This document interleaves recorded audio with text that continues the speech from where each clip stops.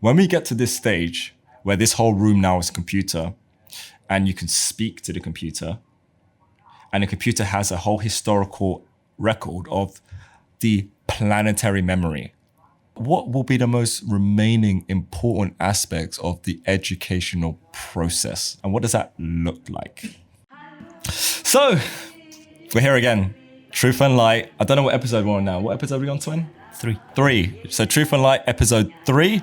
And I have none other than David Arakelian, our CTO here at Bitstocks, and someone that has been on the journey of understanding now with me for many years. And over the years, David has broadened, expanded his understanding, and he does it in the perfect way as well. He doesn't believe things on the surface, even from me. I'm not an authority of knowledge when it comes to discussing this stuff and this information with anyone who really understands what they should be doing and how they should utilize their own discernment before they bank anything to their knowledge bank. And what I love about David is he'll run off, he'll do his own research, and he'll come back with questions in order to broaden and expand his own perspective, as opposed to trying to maintain the perspective that is already achieved. So, let's talk. What you got for me? Let's talk. I was made aware that this is a place where we can also acquire knowledge. So, from the vacuum, not necessarily. What a better way to acquire knowledge if we can talk about education. Okay. I genuinely wanted to hear your opinions about certain ways how education is set up nowadays. And one of the main things, obviously, is from the young age of people getting into the educational system and mostly spending their 1/3 of their life. If you think about it, like someone going to school spends 8 to 9 hours, even at a very young age, right? A huge chunk of their life. So they're formed and shaped in a different way outside of your house, family, and things like that. So I have, obviously I have a son, for people who don't know, and it is a very important topic for me right now because I can see loads of things in him changing outside of his behavior, being influenced by the school, by the people that he interacts with, the small group of people that he makes friends with. So it is a very, very important topic right now. And I think the best I can do as a father is to give him the best path for the better education. And I wanted to hear your opinion about what you think is the current education maybe lacking, or what is it good at? And we can expand from there. Oh, 100. So it's a great subject matter because I've got 2 little ones, right? Both of which now at the age of schooling. So it's the same issue amplified. And it's not an easy one because on the surface, I'll say, yep, I'm not pro the educational system for the same reasons people are traditionally pro the educational systems. I am pro the educational system around social integration, learning life skills, and ironically, not so much the test scoring educational aspect, right? I want to take responsibility on my own shoulders how to best educate my children. What's interesting and such a difficult path to navigate is I grew up very underprivileged, super underprivileged, right? And I obviously went to a public school, right? And I know you went to a public school as well. And the subject of public-private schooling was a difficult one for me to wrap my mind around because for a variety of different reasons, I'm very, I say more pro-public than I am private, right? For a variety of different reasons. For instance, sometimes a tougher environment just bears better fruits, right? And trying to be overly protective of your children and the assigned classism with private schooling and how that is then, say, responded to in society as you're integrating with other social circles, you can envision and imagine can be quite disruptive unless you're very controlling over what social circles your kids tend to formalize in and grow up in, right? And I'm not about that either. I find that aspect of private schooling an aspect I don't like, right? The classism aspect. But then you look into deeper subject matters that you have a government initiative that they're discussing to have mandatory vaccinations, right? And how sexual education is taught in schools. That's a new recent one that's come up recently with public schooling, and they want to educate children on transgender, two gay couples having a family. It's when you're an adult, you can make adult decisions, right? Enforcing decisions on the adolescence of our society, when you have sight and we have sight as to what their bigger agenda is and how they seed in the bigger agenda right at the grassroots levels, which is our kids, the future of our generation. So I can't sit here with like a completely conclusive, say it's private schooling, is public schooling. The subject matter of education is a difficult one to charter because this is about how do I do whatever it is in my capacity at home to best prepare my child for the infinite areas of aspects of life that I just can't control and I can't influence, right? And thinking as a parent that you can is, in my opinion, going to be the wrong approach to how we go about preparing them for life, because that's what schooling is meant to be about, right? So what you and Didi, what's been your thought process? So, obviously as a parent, you are very attached to your kids. It's natural. You want to protect them. You always want them to be under your umbrella. So I was very reluctant to adopt a method of pushing my kid as early as possible to interact with the society. But I think it is the good way to go forward. So what we have decided with my wife was we tried to give Alex to nursery very early stage. He was 9 months. I don't think it's very common for lots of people to push the children at that stage to go to nursery, but I think there was a very positive feedback from that experience. It's not really an experiment, but it was an experience because we elevated a lot of concerns by adopting that strategy. We have seen that he is more apt to learn quicker. He was interacting with older children, so he was able to absorb like information very quickly. And on even a daily basis, we would notice that he learns things where I cannot genuinely teach him outside of working hours or in the morning because I don't have the time. But at the same time, one part of me was, I don't spend enough time with you. I would really like to be home with you on a full day basis and just to be you and I. Yeah. But I understand the side, as you are saying, like we can't spoon feed our children continuously, right? We can give them guidance, but at the same time, it's very important to give them the freedom so they can learn, experiment, maybe, fail and redo the things. But it's like, we can't spoon feed and we take that responsibility, we accept that. And we wouldn't want that for our children at the same time as well. We're both products of being able to stand on our own 2 feet and work shit out, right?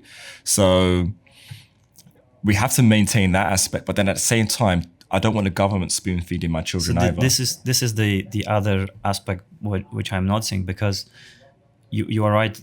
When you give your child to school, they have their own rules. You adhere by those rules. You need to follow. And your child is at the stage where they don't understand the concept of like what is good or bad yet, but they just know like if they don't do this, which was told, they will be told off, which means like they're suppressed, right? Yeah. So recent example was I went to pick up my child in the school, drop off my child in the morning. And the teacher came to me, called Alex as well in the morning, and was holding like a keyboard without the keys. So you know where this is going. So, yeah, knowing Alex, I know exactly what happened to those keys. Right. And she was looking at Alexander and was like, oh, your child, Alexander, I told you that I'm going to tell your dad about this. So here it is. I'm telling your dad about this, that it's not nice to, poke the kids and take them out. And I told you twice not to do it. And all you told me was, haha, it's funny. So I understand both sides, right? I was, Alex, let's not do this again. It's not nice. But the other side of me was like, my child is really curious. Yeah. You know what? Like, I don't want to suppress that curiosity that he has. I don't want at all to interfere the ways that he interact with. There was not much harm done there, right? It was a keyboard, which was fine. Whatever keyboard it was a toy. It wasn't not even a real toy. So he was interacting. He was spending time. He was, experimenting things.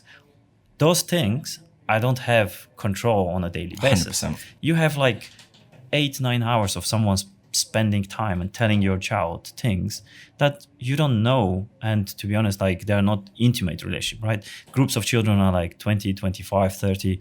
They can't have that intimate relationship with every children. And that's the deeper aspect. So this is why I actually went for private schooling, right?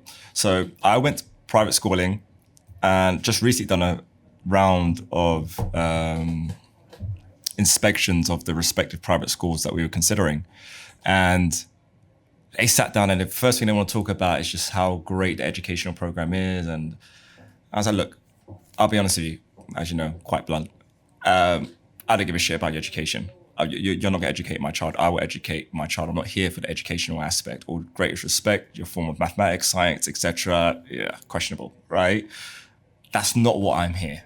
I'm here because your classes are between 12 to 15 students, and you have effectively 2 teachers per classroom. So the amount of attention and time that you can give a student and observe as they're exploring their own curiosity, right? They're navigating their own paths. And when my child is told to focus, I need my child to understand what focus is. Because what we have in, say, traditional educational system, you've got teachers or supply teachers massively underpaid, massively overworked, right? Having to then fulfill a government curriculum, you're just following the process, right? You're not really putting your soul necessarily into that curriculum because it gets given to you and you follow it. Some teachers break beyond the confines of just following the process and find really interesting, innovative ways of fulfilling the curriculum. And those are the teachers who deserve the most amount of adulation, love, and respect. Because I remember definitely the impactful ones for me in my education growing up who really just, I guess they must have seen kind of how broken the system is, and they wanted their own way to make it interactive, make it engaging. So the end result of what this process is meant to be about, to help make this person prepared for the world outside of this institution or this prison, which is maybe another subject matter. But they got the best shot in life. And there definitely were a few teachers for me over the years who are, I can say genuinely, the only lessons I ever learned really tangibly in school weren't necessarily the ones that had anything to do with the curriculum, right? And that then very intimately goes into, all right, well, what's the bigger agenda? Yes, our children need to be educated, right? But there is a very kind of prison-like mentality with how we send our children to school, how they're treated at school, the way the educational system is actually designed, the way that we then say, okay, you need to get this grade, and then you elevate to this stage. You need to get this grade, then you elevate to this stage. If you don't do this, you don't have enough points, right, then you can't have this in life, right? So they're all indoctrinated to pursue a life of actually, ironically, higher education, right? And ironically, many students are then pursuing careers in college and university where the only career outlet is to teach the very course it is that they just learned in college and university. And that is very akin to a Ponzi. Right? So you've got so many careers and professions that people are getting degrees on, and the only thing you can really get out of it is teach that same career and profession that you got a degree on, right? And I think teaching is a perfect example of that. And also on top of that, at the end of it, you've just got a plethora of debt. It's a system trained to tell you that there's someone else in society who's more knowing, who's more ambitious, who's more courageous, who deserves the right that when you sit in front of them to say, you are worth £60,000 a year, you are worth £50,000 a year. There's something fundamentally wrong with how we are educating our society, our population. Yeah, so I do think, to touch base on the teachers topic, I don't think the good teachers have enough incentives, because they do try, genuinely, they do try to educate children the best way that they can, even in a broken system. But they don't get enough feedback, enough incentives, enough return for them to continuously put that effort in. And at the end of the day, they're human beings, right? So you will just give up and treat every children that you are educating as just a XYZ number. So you don't have that personal touch. And have you seen Coach Carter? No. You've never seen Coach Carter, Samuel L. Jackson film? No. Okay, that's a great Christmas movie for you to watch. Nothing to do with Christmas. You definitely got to watch it. I will definitely watch it. There's a great moment in there that talks on what it is that you're on talking this. about. So the other thing is that teaching and education and the whole system itself, I think it's designed in a such way that it removes your freedom from the parents and also from the children, because now you are kind of like, I don't want to say the word enslaved, but you are genuinely enslaved. Here is why.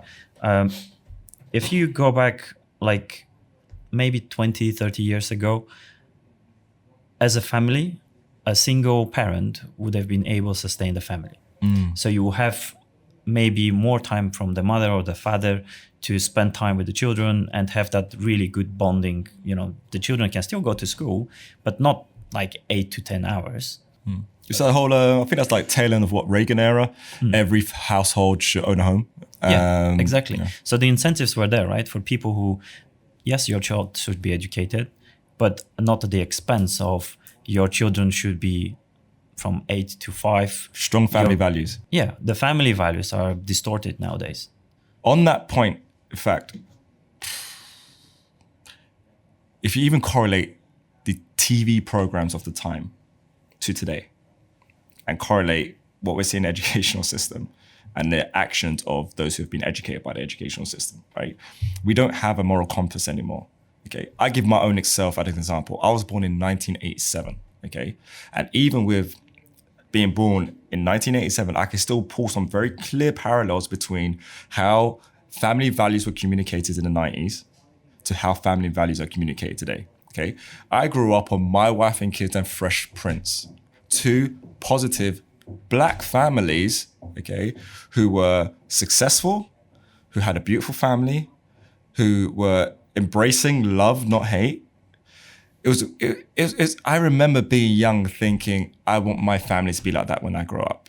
Genuinely, I remember having that feeling and that sentiment, right? Today, I have Caitlyn Jenner, right? And then we see the consequences of that narrative wash its way around the planet. And I'm going to speak out against this, and trolls hit at me. I don't give a shit on this subject, because if someone as an adult expresses themselves and says, for whatever reason, it could be biological, it can be psychological, irrespective, whatever it is for that person, all the power to them, right? But with that being said, you cannot ignore a biological function. Nature's nature, right? Man, woman procreates. And this is based on genetics and genitals, right? So just because you feel that you are a spiritual being that's caught in the wrong manifestation of gender in a vessel, happens. I'm not accepting that it doesn't happen. It happens. Cool, no problem. But does that mean that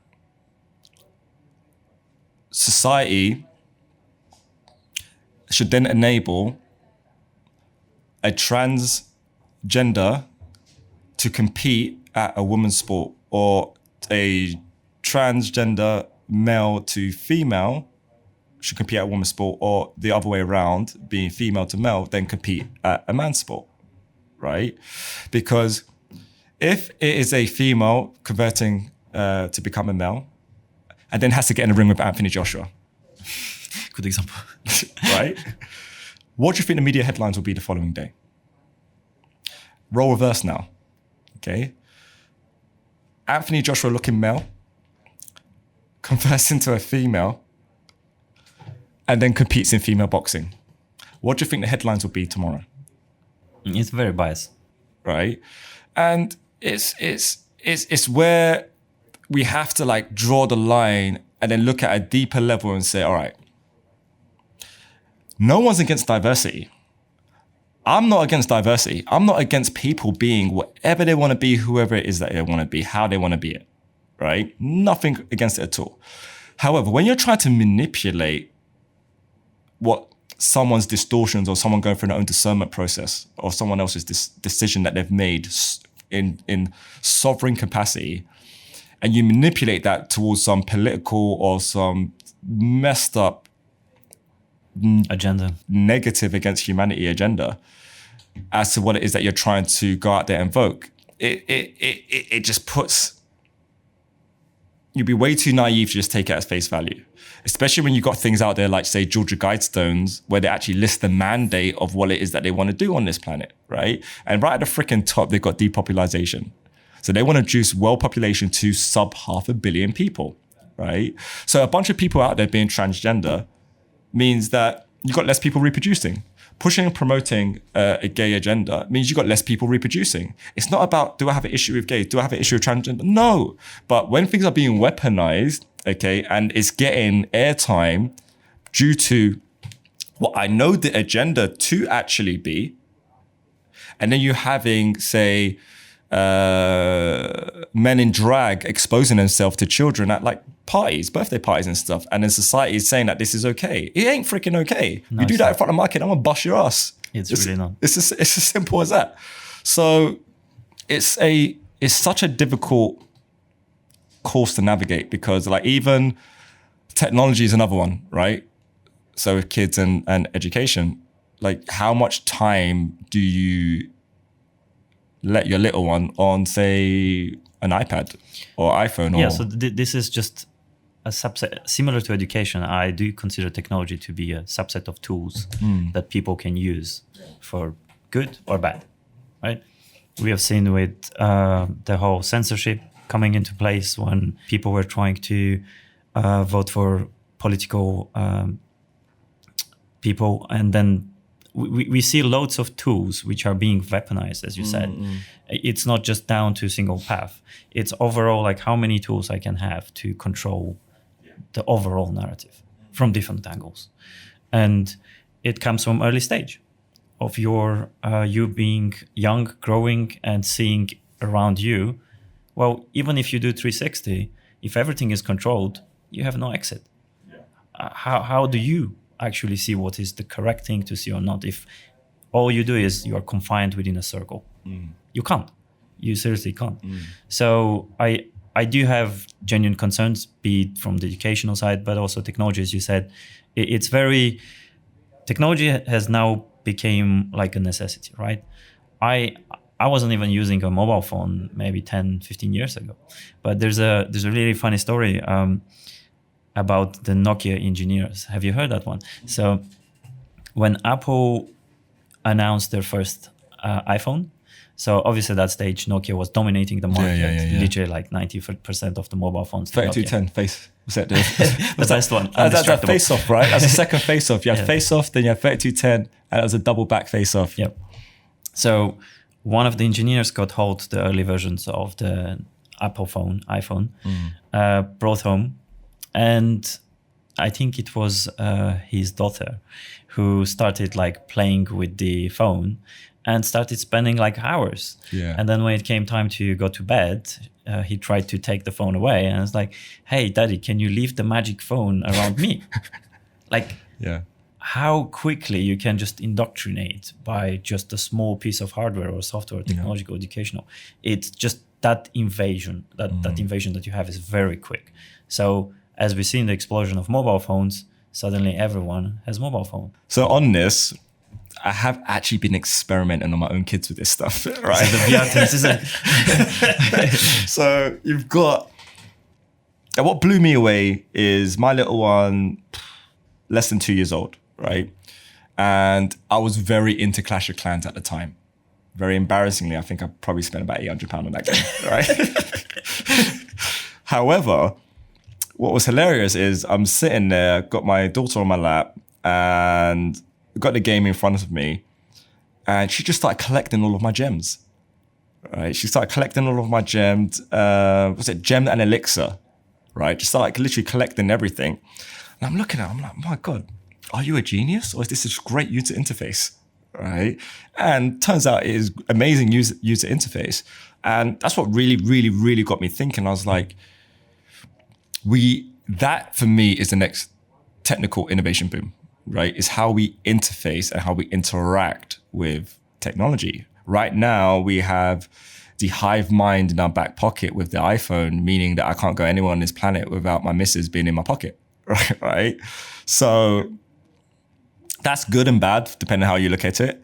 But what is a massive achievement in technological innovation, we're also actually limited by our thumb inputs, right? And now we've got voice inputs with things like Siri, but it's not an immersive experience, Siri, which is why I don't use it probably anywhere near as much. In fact, I'd never use Siri. I use Alexa every now and again, right? But it's not immersive enough. So what I find interesting with technology is obviously like VR, augmented reality, is as soon as I put that headset on the kids, they are straight in, no educational curve, no learning curve, no needed to tell them what to do and how it is that they need to actually do it. Right now, my kids couldn't play Super Mario properly, right? Just basic SNES Mario, they wouldn't be able to play that properly right now. But VR, Fruit Ninja, and all these different games, they jump in and they're on it straight away. They're doing combos like straight away. And that to me is a great technological example of innovation, right? This is a great leap in interface that allows a new age group or a new demographic to a new advancement in technology. And I think that concept is really what's going to open up the educational sphere, because I really like the idea around the online university, right? A genuine online university that is dealing with some real subject matters, backed up with papers, science, experiments, the whole lot. But online university, it's not about, say, some bullshit accreditation that is going to go on your CV that an employer like me ain't really going to give a shit about. No, I don't want to have just a stamp. 100%. All I want is someone's experience, right? And the best way for someone to get an experience is to try something, even if you fail. So be it. Yeah. At least you know where you failed and why you failed and what you can do to do better. But coming back to, again, education, as you said, the topics and things that they teach, even in open university or online university, I think there are fundamental topics which are, I don't even think if they're discarded or they are silently put on the side, but they're a very important topic that I think nowadays should be taught at school, right? Your financial sovereignty, one, your privacy, your data that you share, your information, your rights, all those things. Data rights, 100%. All those things. Why they are not even mandatory? Like, I have never seen a university advocating for those topics, right? But now children are continuously connected. I understand because I'm at the stage where I have started using, but I also know what the repercussions are. But the children, no idea. They have no idea that they are sharing continuously their data and how that data can be used for good or for bad. But they should have the choice and the understanding, and then can make their choices, right? I'm not saying don't use it. Know the repercussions that can happen if you do. On that, in fact, that could evolve to be something quite cancerous and malicious, even more so than it is today, because you're going to have a world, say 5-10 years time from now, where you can have retrospective analysis as to how your characters developed as you navigated your way through society, being an online society, and your history and things that you've done that you thought you was doing nonchalantly without any form of monitoring on you. When it comes to that big job at well, if Goldman Sachs going to Check boxes. Yeah, Goldman Sachs going to be around in 10 years. Goldman Sachs interview. All that stuff could be used against you. Exactly. Right? And people just need to be aware, right? They need to be aware of how the world truly works and how something like what seemingly is relatively stressful but simple child education creates the conditioning that is conducive to this global pyramid of power that we have today, because that's where they get groomed from. Start with small box. Yep. To sustain this. But the truth of the matter is fast forward 10 years, this pyramid of power isn't there no more. And I'm real confident in saying that this pyramid of power in this form is not there no more. And it's actually because their manipulation, ironically, hasn't been able to keep pace with the openness and the innovation that's actually happened with technology, right? The internet really did serve a double-edged sword moment because they incubated it, right? But then how the people utilized it and wielded it, it fed the beast. And backfired. Yeah, and they've gone off and they've rejigged their models. They're now very data intensive. They're now building their Hansel and Gretel houses to bring and lure the children in, right? Facebook, Amazon, Google, they're all up to it, lacing their little gingerbread houses with sweets and confectionery. Say, come use us, right? And the masses are switching on to this. And ironically, it isn't because of amazing education. It's because the experiences, their sovereignty was challenged. Whether that be subscriber base, being threatened and challenged by these establishments by being deplatformed, and the subscriber base therefore leads to their monetary earning potential. But it's been hit down so aggressively and heavily right now that even if you're just an observer, just a watcher of YouTube, just a viewer, right? And you're young, you're a millennial, you're gonna be into things like esports, you're gonna be into anime, you're gonna be into like music, artists, there's a variety of different things that you're gonna be into. It doesn't matter what genre of content you're into on YouTube. Pretty much every single genre right now will have an influencer who's speaking out against the new rule changes. And that is educating the masses to say, okay, there is something called data sovereignty and we don't have it. So when you've got the good part about millennials is it doesn't take much for us to be rallied up and to be opinionated, right? And I think the threshold of high level understanding as maybe opposed to say when we were growing up is way stronger now than it was back then. That's a positive side to this because as much as they are captured by the educational system, I won't say their mind's prisoned. No, right? I think you're right. And they are very well organized and they do use the technology in their favor. That's something like we've seen with the Hong Kong protesters. You can see how quickly they adapt to the ways that a new surveillance method is put on top of them, like with the masks or things like that. I've got a story on that. So Gary has a very good friend of his. This guy's been his mate for a good part of 15 years. And Gary's gone to Hong Kong. He's spent time with the guy's family out in Hong Kong.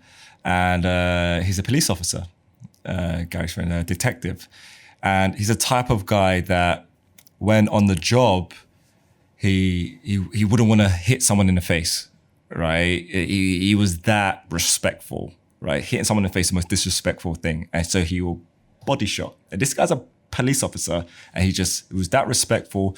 He wouldn't want to inflict any damage on anyone's face if he needed to use force, right?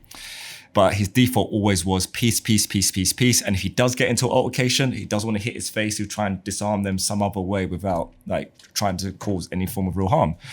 And frontliner, Hong Kong protest, right? So if you looked into like the organization of the Hong Kong protest and just how impressively organized, it's the most organized protest I've seen anyone do out there. And I think that's a great testament to the Asian mentality as well.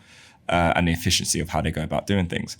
But to be a frontliner is to be the one who is in the most danger, the person who's actually inflicting the most amount of damage, right, while protesting, the person who's throwing, basically the first line of defense and attack, right?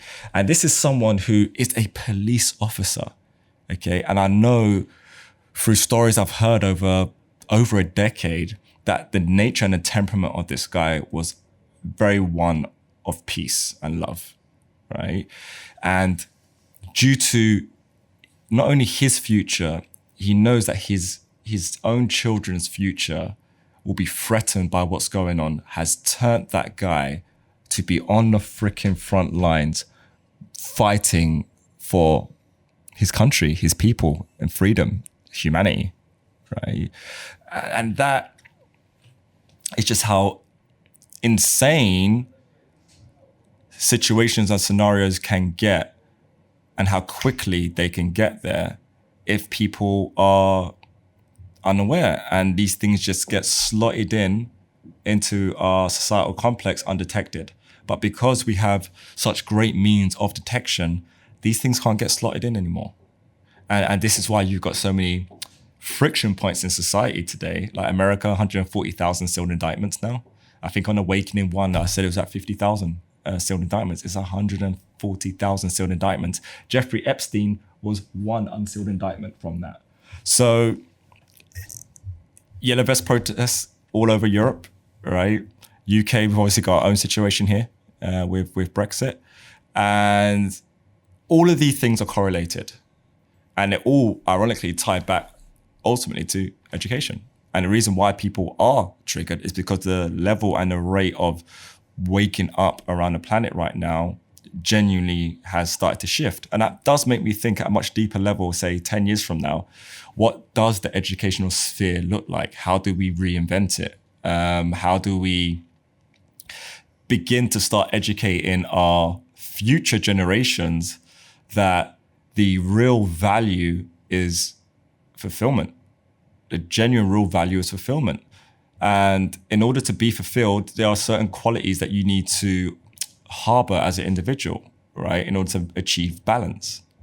So one of the aspects I love about private schooling is they do things like yoga and meditation, right? They teach a child to explore inner peace, right, and their inner space, because exploring your inner peace, inner space allows you to transform your outer space and your outer peace, right? And simple things like focus isn't just a word and a buzzword, right? They are actually taught how to focus, how to push away distortions and focus on the intent of the day, right? Or how to tackle and go about it. It's not a bad word, as you say. Yeah, it's right? really not. If you understand the meaning of focus, and you can learn how to focus when it's required, then you acquired a knowledge. But I do think a major shift for education to change to way that you want it to be needs to happen in a very profound way, where it completely needs to shift it. The reason I'm saying is because the way I see it right now, education is basically to maybe mute people because they don't have free time to think about other things. So once you go into education, first of all, lots of people don't even know, but they they hold massive debt, right? Because when I was a student, I remember the price for a yearly tuition was £3,000, and that's already like a lot of money for someone who is just starting his life career, right? Now we're talking about £10,000, and in America it's even worse, right? So the major component of education and you getting an education is tied with debt. Yeah. You suddenly have like debt to start with. Anxiety increases, stress management. Exactly. And all you do is you chase time to cover that debt, right? And that's automatic. You don't even have a say, because you work this much for a government, you're a PAYE scheme, cut. You need to pay off the debt. So as you said, there's lots of anxiety. There's lots of like thought process which goes through that channel, which is, this is the main thing that I need to worry. I need to cover my debt. But why there should be a debt for education? This is the first thing that human beings needs to be taught for free. Well, they don't consider us human beings. They consider us monsters. And ironically, that's actually why there's a recruitment company called monster.com. Really, genuinely, research into the real term and the terminology of referring to a human being as a monster and where that really actually comes from. Because when you are born, right, you're effectively a security that's traded on the stock market, and your future tax earnings are the asset, right? So your birth certificate is, for one, stamped in red, because it's a blood ritual, right? And the security number is actually tradable on the stock market because you're cattle, right? You're an asset, you're resources, you're part of the country's future tax earnings. You're going to produce, and we're going to create bonds off the back of your future tax earnings, right? As a nation. So from birth, you have a legal entity, and then you have the human being. But you are tricked from birth to navigate your way through society as the legal representative, the legal entity, the entity that name is spelled in block capitals, different meanings. So straight away, as soon as I'm born, I'm on the grid and I'm a security. Someone's made money from me, right? And then I'm indoctrinated to go through an educational system, a process that trains me to think a certain way and to accept certain things, to walk into a debt-based society. And my first initiation into that debt-based society, guess what, is lumbered with debt, right? And then I'm told that I need to hop through as many doors as possible of gatekeepers in order to them to tell me and determine, as my whole life has been determined, what my value is, what my processing skills are, what my mathematical skills are, right? What my physical attributes and skills are. There's always someone else telling us what we are, what we aren't, right? And then putting a grading system to that. You look into my grades, schooling, I was a B and C student, right? I had a home tutor that told my parents I was a straight A student, easily straight A student. And to be honest with you, to be fair, I was actually should have been a straight A student. I wasn't interested, so I wasn't studying. All right, I had a girlfriend at the time, so I definitely wasn't freaking studying. Right, I just wasn't interested. The only reason why my tutor thought I was a straight A student is because you're teaching me at home and my parents are in the next freaking room. I'm going to pay attention, right? But I was never, ever, ever really captured by the education system. In fact, I explored my own route to education, and it is the best thing I ever could have done, right? Because the journey that I walked wasn't lumbered and loaded with debt. It was full and enriched of experiences that I can actually genuinely learn from, and the quality of education my teachers couldn't even dream of even having access, right? So this I know works. This is what my kids will be following, right? But I want to ensure that this type of thinking is more approachable to more people globally. And that definitely ties into obviously what it is that we're doing here at Bitstocks at a way deeper level that really can start coming through next year with certain partnerships and stuff that we're doing. But I know you're a product of that environment. So you went a lot more down the educational route, but it's, when you can explain in your own words, that is definitely not why you are where it is that you are. No, I had a really bad taste for education, to be honest. I don't have anything against education, as I'm saying. I think it's a mandatory step for you to access knowledge, but there are ways to teach education. That's the problem that I had with. So I don't think being in a school with 43 kids with one single teacher. Is that how bad it was? Is a way to start with. Whoa. And I also don't think when you pay a huge amount of money when you're a student to have 3 hours per week. Yeah. And 1 hour of those 3 was teacher was just reading a book that can be bought from Amazon for the tenner. So question to you then. 5 years from now, how do we have more innovation happening on SV as a result to tweaking how we are educated?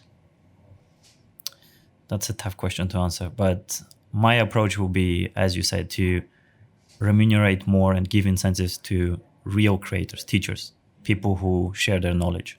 So if they can do that in such way where they can get rewards and they spread like their knowledge, I think that's the most transparent way of doing it. So, and as you said, online universities, everything is online nowadays. You don't need to be present for a teacher to open a book and say chapter 2. Crazy like sci-fi thought process, right? Go on. In the future, how smart do you actually really need to be? Right? I mean, off your own back. How smart do you think you really need to be? Like off the cuff to work things out yourself. Couldn't education more be like, now I'm educated? And what I mean by that, so we got imagery on, I don't know if the cameras will capture any of it, but we got imagery here of forest, okay? If I'm navigating through this forest, let's just say as a like 6-year-old child, and I've got AR glasses on, okay? I can be educated on the forest as I'm looking around, okay? If I want to learn, that recently this summer, right, we had a whole little farm going on in our garden, right? It was growing everything. It was growing kale, it was growing potatoes, it was growing carrots. We grew, what else? Strawberries, raspberries, blueberries, lettuce. We grew some stuff, right? And up until this summer, I had no idea how to grow any of that. I'm a grown-ass man, right? And if my family needed me to grow food because there's no supermarkets anymore, right? And there's a cataclysmic event, there is no driving to the supermarket to get your shit, I would have failed my family. I had no idea, right? And my partner told me, I didn't put in the effort to research how to do all this stuff like she did. And then obviously I watched her do it and now I know how to do it, right? So that on steroids with augmented reality is what I think is going to be really interesting when you've got non-local computation, you've got things like AR, then you can have dots in every corner of this room. And they ain't going to be expensive because it's non-local computation, right? But it's going to be insanely powerful in terms of computation. I find Africa a really interesting concept because when we get to this stage where this whole room now is a computer and you can speak to the computer and the computer has a whole historical record of the planetary memory. So by planetary memory, everything we've ever freaking produced is there and can be articulated and be conversed with you. What will be the most remaining important aspects of the educational process? And what does that look like? I think the humane touch, the consciousness should still remain. It's two things which are very important for me. If you elevate even further your sci-fi, and I think we haven't cracked yet like how truly brain works, right? But we should be in a place where in the future where we simply upload data. And that can happen within seconds. And you should have memories suddenly that you might have needed 20 years to accrue, right? So in a very crazy world, you might be just injecting yourself a data and you suddenly know Kung Fu. That's, well, obviously Matrix. But I think what's interesting about altered carbon, interesting concept as well. But the Matrix analogy is probably the most apt analogy on that. But I don't think we are very far from it because recently there were some studies and research around how you can inject memory and the person itself is just cannot recognize if it's like it has been through experience or it has been through like other means. So the problem is there, the consciousness, right? I think if you lose, things get really interesting because if you look at DNA and the fact that we are told 90 plus is junk, which is fucking bollocks, right? And then you look at, okay, again, how society is constructed from educational standpoint, telling you it's junk, to the educational process, indoctrination of government systems, then enforcing vaccinations, genetic manipulation, to Monsanto cases, genetic manipulation of food, to chemtrails, making the land infertile, genetic manipulation of food, hybridization, food, contamination of water, fluoride affecting your pineal gland. So many different aspects are linked to this subject to ultimately prevent activation. To tamper, Yeah. definitely. Genuinely to prevent activation, right? And we'll get super deep on this subject matter, but tapping into that 90%, we all have the ability to do this, okay? Tapping into that 90% is where you're going to discover why some myths may not actually be myth. So, story of Jesus, perfect one, right? I don't think that's a myth. Many other religious references, I don't think they're myths. There are multitude of examples of beings who have unlocked beyond what we are told we are capable. So what we are told in our society, in our educational process, I don't care if it goes from the beginning to the PhD freaking level, right? Junk DNA, plus 90%. Then you have to also factor in that we live in a visible light spectrum. And I think, and this is probably wrong, but it won't be far off being right, so fact check this. I think visible light spectrum is 0.0037 information of all that's available in the universe. And obviously beyond the confines of visible light spectrum, you've got ultraviolet and UV, right? And you've got broader spectrums, but 0.0003, okay? And that's our be all and end all. It's how I'm seeing you, it's how you're seeing me, right? And Damien gets a little bit less than that, right? Do you want to tell why? No, do you know what? We didn't even touch on it in the podcast. Exactly. I'll let Damien speak on it, but at least he will know what that joke is. Visible light spectrum and three-dimensional space. So front, back, left, right, up and down. Our whole being, our arrogance as human beings on this planet that we called Earth is confined to three-dimensional space, up, front, back, left, right, up and down. By the way, no mention of in and out, no popping in, no popping out, right? 3 dimensions is limited, okay? And visible light spectrum, which is ultra, ultra limited. And then we have an attitude that we observe nature and the universe without factoring in that we're part of the very thing it is that we're observing. And we take what mainstream of all things says, mainstream education says, as gospel, and anyone who speaks out against this arrogance, right? Because there's nothing wrong with ignorance. What there is a problem is intellectual arrogance, right? And we accept that we are the be all and end all. And whenever someone says something different, it is literally whack-a-mole, bam, right? And that whole process where this camp and this group ruled the lay of the land, like they have ruled the lay of the land until the Millennials. And I think now this mallet is now being switched around to the other side, and this side really is genuinely waking up. And it doesn't matter how many arms this side bears to try and whack down the enlightened ones from popping up. It's now 100% falling on deaf ears. Now I know we're limited on time. Anything you'd like to say before we round up and wrap up? No, I think this definitely is going to need a part 2. No puns intended. It was very educational. So yeah, I'm hoping to get the part 2 soon as well, so we can touch base on other topics. I am planning a very, very potentially interesting and special episode for Truth and Light with some interesting guests. Obviously, it's going to be post-Christmas. But this format, this template is going to really ramp up next year. I think now we're still just testing the waters. And we'll get a lot more of this out there. But I know this is going to be the final episode that we've done this side of the year.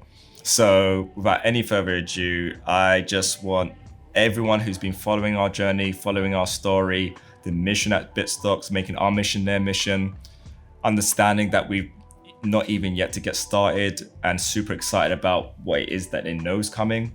And for those who are unaware, we need your help, we need your assistance. If what we say resonates, like, subscribe, share.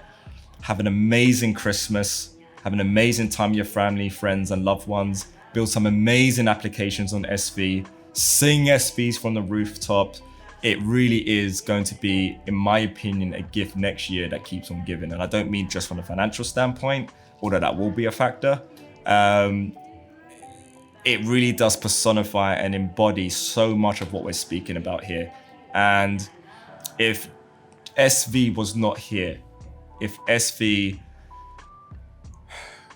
didn't break away from all the bullshit and the corruption in the cryptocurrency space, me and David will not be sitting here right now, even having this discussion within this format. We'll be sitting down having this discussion somewhere else, but we won't be navigating this space no more, because our mission and the impact that we want to have on the world wouldn't have been able to be achieved within this space. But fortunately, we do have SV, and we have so many other people out there who are committed to fulfilling this vision for the planet.